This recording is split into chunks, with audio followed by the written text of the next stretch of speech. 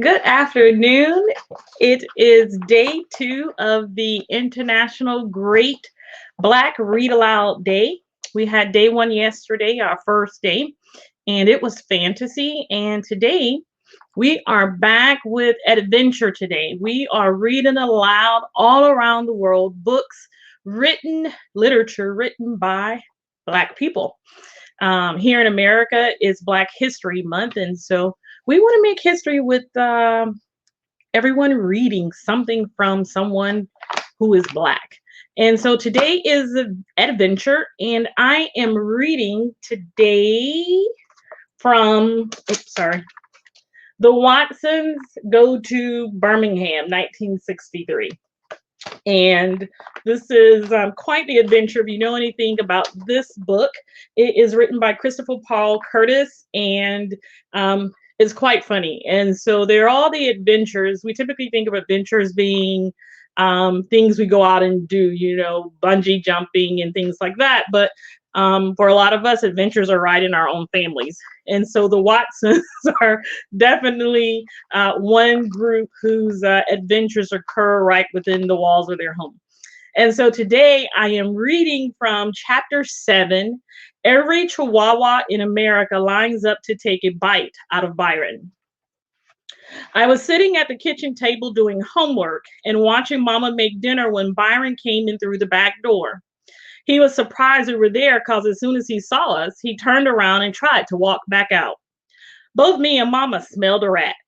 Byron, Mama said, what have I told you about wearing that hat in the house?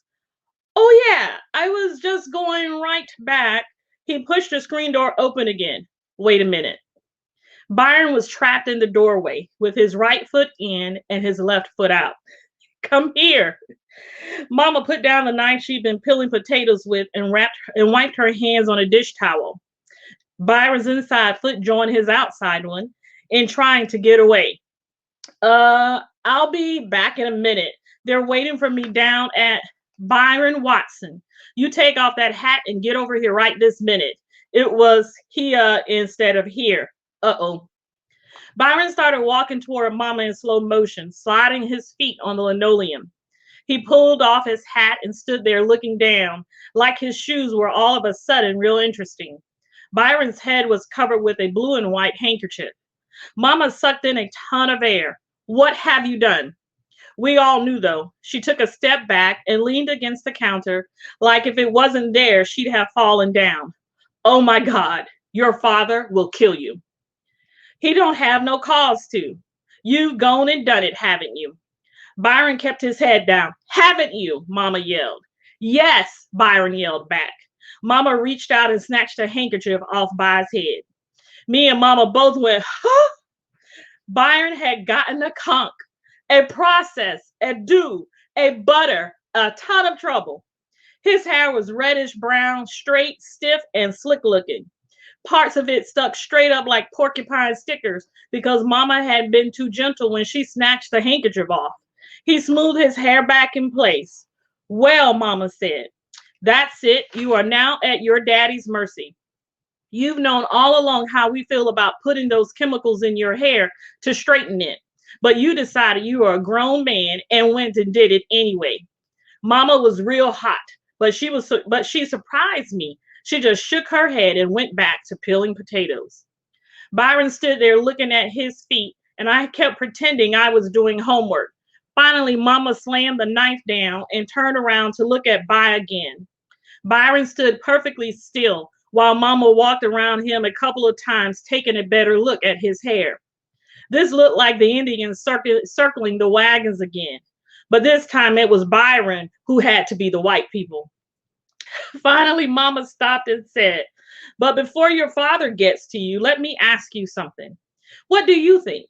What do you think now that you've gone and done it? Does it make you look any better? Is this straight? Mama flicked some more of Byron's hair back up porcupine style. Is this straight mess more attractive than your own hair? Did those chemicals give you better looking hair than me and your daddy and God gave you? It was strange. A little laugh was starting to get into Mama's voice.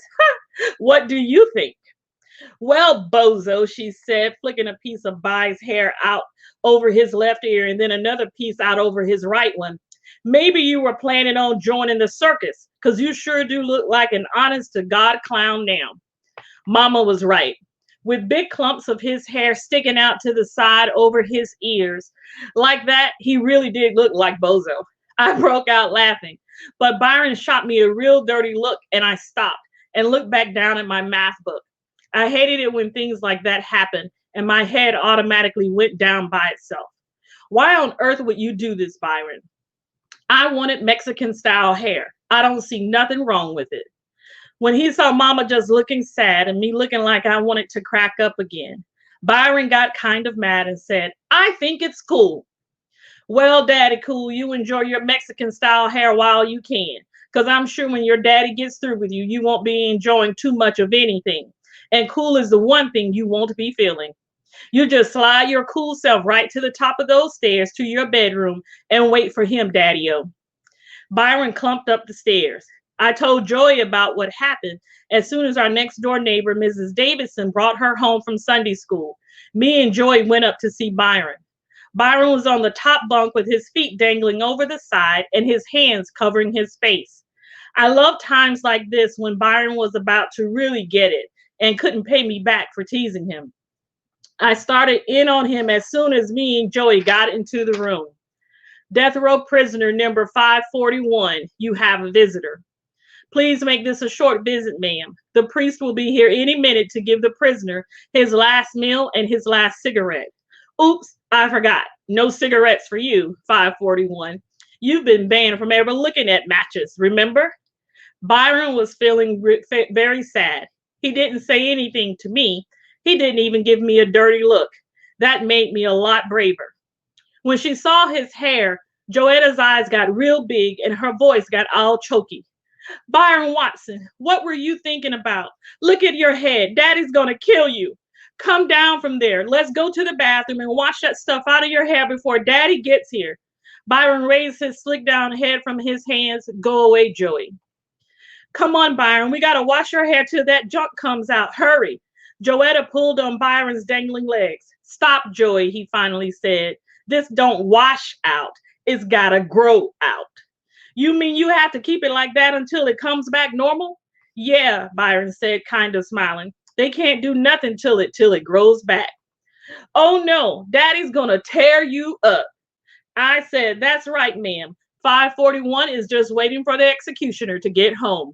Would you like to stick around and write down his last words? Joy turned and snapped. Why is this so funny to you, Kitty? Her eyes looked real mean. Who knows what Daddy is gonna do to him? Byron's hands came back up to cover his face.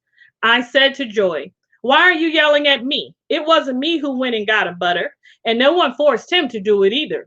It makes me sick the way she's always protecting Byron. She turned back to him. Who did this to you, By? She didn't have to ask. There was only one other 14-year-old in that neighborhood who had a conch. I have read a passage for you today of adventure, because it is an adventure to get your hair relaxed. From The Watsons Go to Birmingham, 1963, by Christopher Paul Curtis. It is a wonderful story about a Black family who's from Flint, Michigan, and they make their way to Birmingham during a critical time in Black history. So we want to encourage you to pick a book today, a book of adventure written by someone who's Black. Read aloud and have some fun. Post it, tag us, follow us on social media. Also, I'd like to take a minute. I had a question from someone that said, do I have to go live? And you don't have to go live. It's always nice. Excuse me. You don't have to go live. You can record it and upload it to your page. However, we don't want you to feel like it has to be perfect reading, right?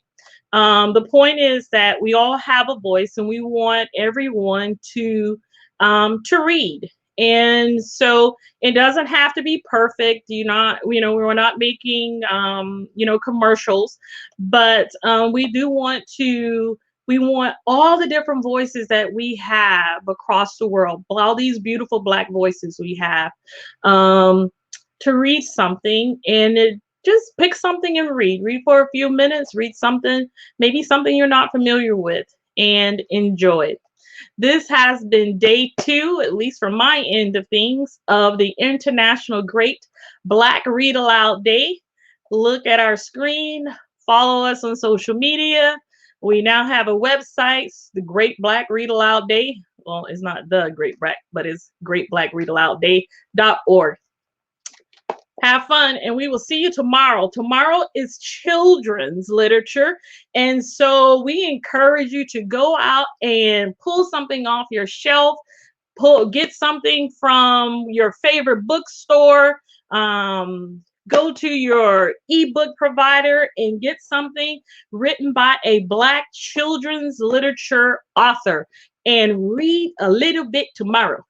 All right, we will see you all tomorrow. Bye bye.